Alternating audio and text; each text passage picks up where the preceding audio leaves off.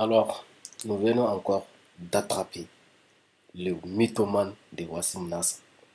Écoutez-le d'abord. Après, nous allons le noyer dans son propre mensonge par un documentaire réalisé par leurs propres médias. Qu'aujourd'hui, l'État islamique a ce qui lui faisait défaut avant, donc une logistique pour maintenir des otages en vie et les déplacer. Et ça, c'est grâce à quoi? Grâce au sanctuaire qu'il s'est fait depuis le retrait des troupes françaises et ses combats contre les factions Touareg, les factions... Bon, assez entendu. Maintenant, nous allons écouter un documentaire réalisé en 2022 par David Pujadas, diffusé par France 2.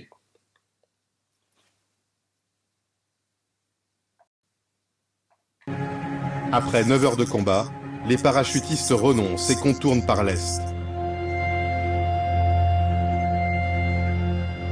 Un seul djihadiste a été tué, les autres prendront la fuite pendant la nuit. Il a fallu avancer de rocher en rocher, il a fallu passer ensuite derrière des massifs, escalader des bunkers de pierre, et donc ça a été des combats très violents où il fallait éviter de se retrouver imbriqué. Quand je dis imbriqué, c'est que l'ennemi vous laisse passer et vous tire dans le dos. C'est zéro répit, c'est zéro nourriture, c'est rien. Et on est... Et lui là, c'est militaire. Et il a été capturé par l'État islamique au Mali lorsque la France avait encore plus de 2000 soldats au nord. Suivez. Probable d'un chef djihadiste remonte jusqu'au CPCO. Elle recoupe des renseignements de la DGSE. Abou Zeid, un des leaders d'AQMI et ravisseur de Marc Ferret, serait présent dans le massif. Faut-il frapper au risque de tuer des otages?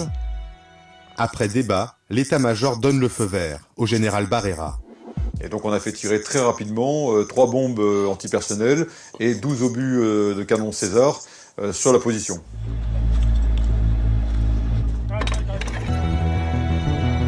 Ce 27 février, les Français viennent donc d'éliminer cet homme-là, l'un des leaders djihadistes, l'un de ceux que les anglo-saxons appellent les HTV, les High Target Value. Oui, sauf que les Tchadiens, nos alliés à l'époque, affirment que c'est eux qui ont tué Abou Zeid 5 jours avant les Français. Pour le prouver, ils vont publier cette photo. Donc Abou Zeid a été tué 2 fois. En fait, personne n'a jamais pu confirmer que sur cette photo, c'est bien le leader d'AQMI.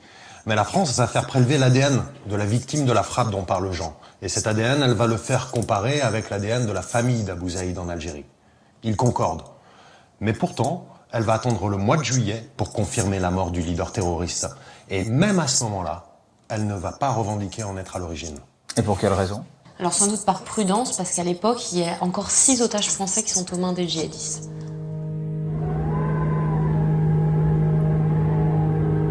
Après la mort d'Abou Zeid, les ravisseurs parviennent à exfiltrer les otages de l'Adrar des Iforas, malgré les soldats français qui quadrillent le massif. On est sorti. À plusieurs reprises, Marc Ferret a vu passer les soldats de Serval à quelques dizaines de mètres de lui. Il ne sera libéré que 8 mois plus tard, avec 3 autres otages contre rançon. Donc, vous avez entendu. Lorsque l'armée française était présente au Mali, l'État islamique avait capturé 6 otages. Le documentaire existe.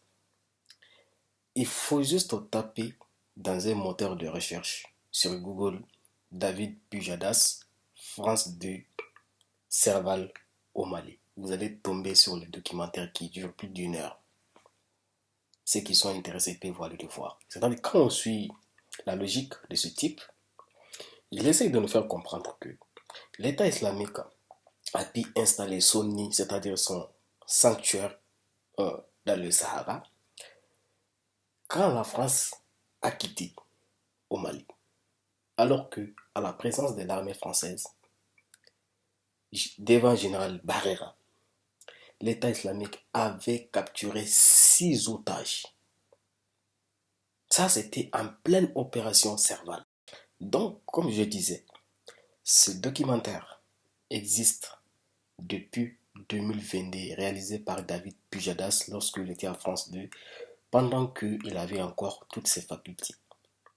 Alors, si nous voyons ces farfelus qui ignorent l'existence de ce documentaire disponible depuis 2022 sur YouTube public et qui essayent de venir nous dire en 2025 que l'État islamique sanctuarise une partie du Nord parce que l'armée française est partie, nous avons le devoir de lui dire qu'il a menti. C'est faux. Parce que devant le général Barrera, l'État islamique où Hakimi avait réussi à capturer 6 otages lorsque la zone était encore quadrillée par l'armée française, plus de 2000 éléments. Et ces terroristes ont réussi à éliminer 27 Tchadiens. Ceux qui ont la mémoire s'en souviennent encore. 27 Tchadiens morts lors de cette opération. Donc ça, c'était en pleine opération Serval. Et le comble de l'histoire, c'est que l'armée française n'a pas réussi à libérer ces otages. Mais ces otages, comme vous voyez la photo en bas, ont été libérés par rançon.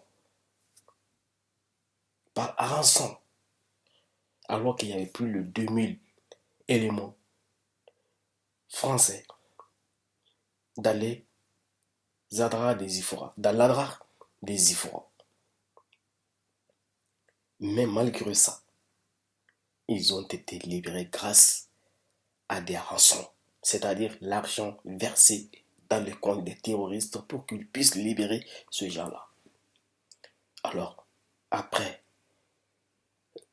avoir pris connaissance de tous ces éléments, comment ces types peuvent venir nous dire aujourd'hui que l'État islamique existe dans le Sahara parce que l'armée française a quitté au Mali, alors que pendant la présence de l'armée française, ils avaient réussi à capturer 6 otages, dont figuraient de militaires. Par exemple, le monsieur qui était en train de raconter sa vie des calvaires lorsqu'il était capturé par ces terroristes. Mais quand on dit ça, quand on dit ces vérités, ils n'aiment pas ça. Ils pensent que, voilà, on se victimise ou on a eu tort de dire à l'armée française de partir.